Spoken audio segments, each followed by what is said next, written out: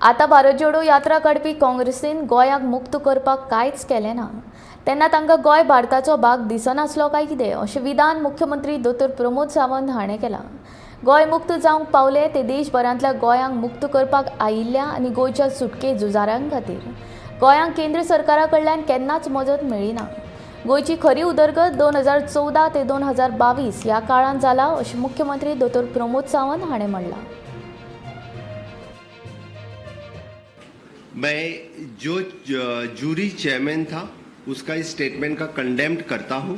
जिस तरह से उसने उस प्लेटफॉर्म का यूज करके यानी इजराइल एम्बेसडर ने भी कहा कि ये शब्द उन्होंने नहीं कहना चाहिए, ये उन्होंने मिसयूज किया।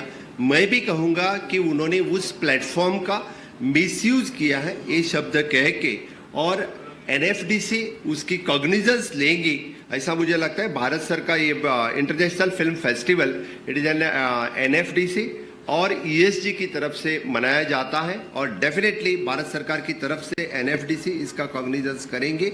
और इस तरह से उन्होंने ये शब्द उन्होंने यूज नहीं करना चाहिए था, उन्होंने ये स्टेटमेंट नहीं करना चाहिए था, ये मैं डेफिनेटली कहूँगा।